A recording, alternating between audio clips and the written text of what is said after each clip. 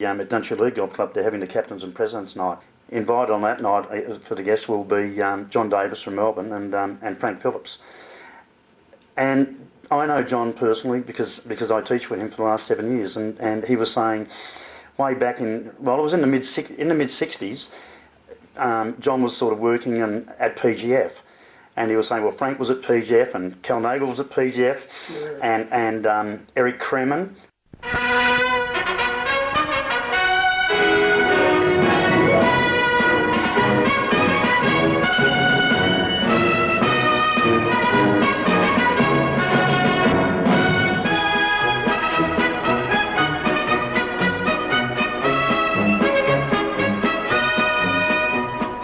Golf, the game of a lifetime. Will it give you a lifetime of enjoyment or frustration? The golf clubs you choose will go a long way to deciding one way or the other. This is a technical film made by Precision Golf Forging, the largest manufacturers in the Southern Hemisphere exclusively devoted to making golf clubs. Kel Nagle, a member of PGF's advisory staff, the soul of quiet, good-humoured sportsmanship. Nagle's drive, the drive that won 9 international championships. Frank Phillips, another Australian Open champion. He has earned overseas renown too, with every worthwhile title in the Southeast Asia region. Another International Open winner, Eric Kremen, Chief Staff Professional at PGF and a wizard with his little slammer. John Davis. Now, there's nothing wrong with the film. A left-hander, Davis is Australia's counterpart, a British Open champion, Bob Charles.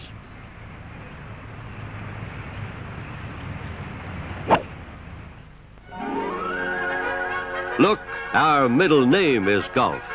Davis, Nagle, Phillips, Kremen, here is where their clubs are made.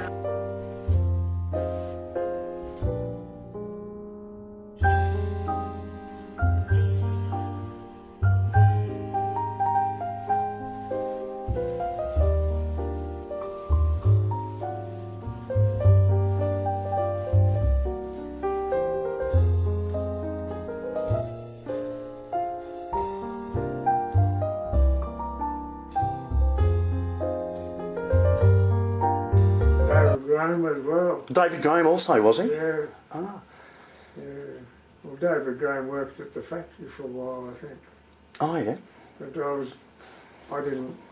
I used to go in there a lot, but I wasn't actually, I was like on the playing side of it. Yeah, yeah. Yeah.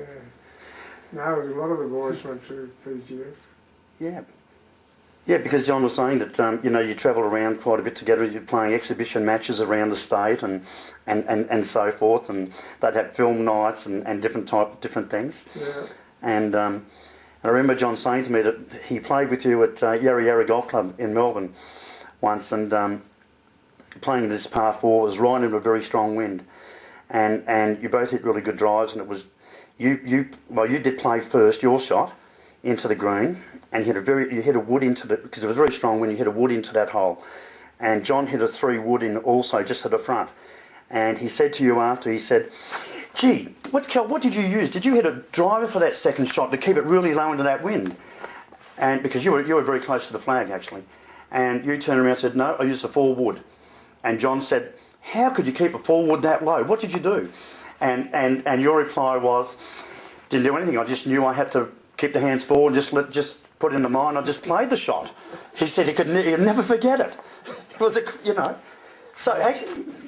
John remembers more than I do. No, we have some great talks about about his days, and because in the '63 Australian Open at Royal Melbourne, he led by 3 shots from Gary Player after the first round, and then they were equal leaders after the second round. And he was saying on the 14th hole of the 3rd round, he sort of got into a little bit of trouble on that hole. But that got him into the Carling World Open, which is a big event anyway, the following year in the States.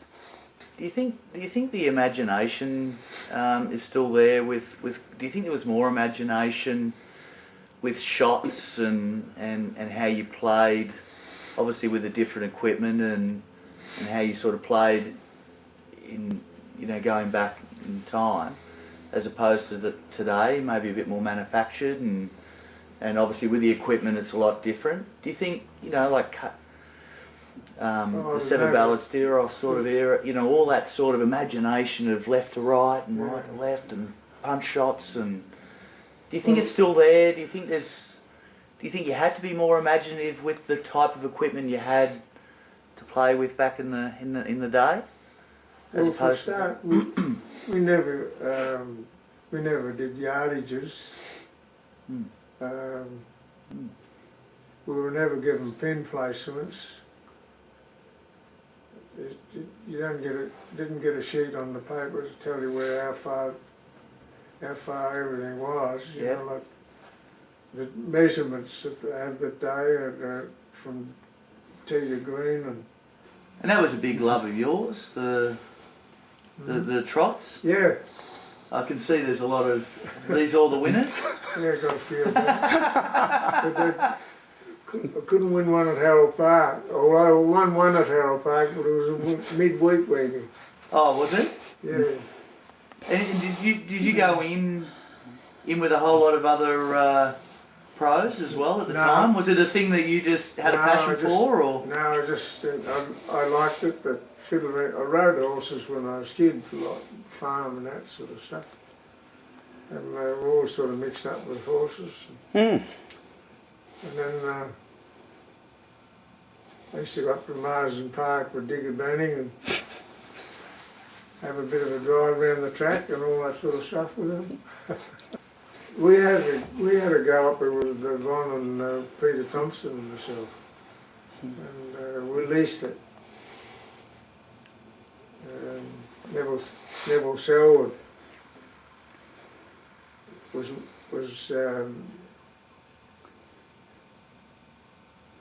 living next to, we had the farm next to, at Cadell, next to Lance Mac Smith. Right. Yeah. And Lance Mac Smith's father-in-law was studman over in New Zealand, and he sent a horse over to Lance to race, and he seemed to spend the money on sheep, so he asked Neville Selwood if anyone want to lease a horse. So Selwood asked Ron, and he put Tomo and me in it. He won 9 races. Oh, gee, that's great, yeah. Won the Queen's Cup down in Melbourne, you know. So. How did you get into golf? Well, we came back from the country, and I was about 15. Yeah. Never really played before that. Oh, okay. But went to live at Buckle Street, Turramurra, and I used to go over and caddy, get a bit of pocket money. And the boss, Tom Popplewell, was the professor at the time. Tom Popplewell. Yes. Oh. And he was looking for a junior assistant, and he gave me a job in the shop. So I'm 16 years old.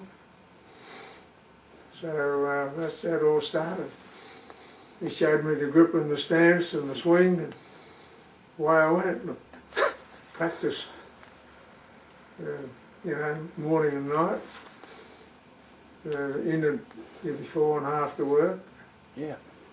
In those days we used to, you know, sandpaper the old woods, and that was all handmade stuff. And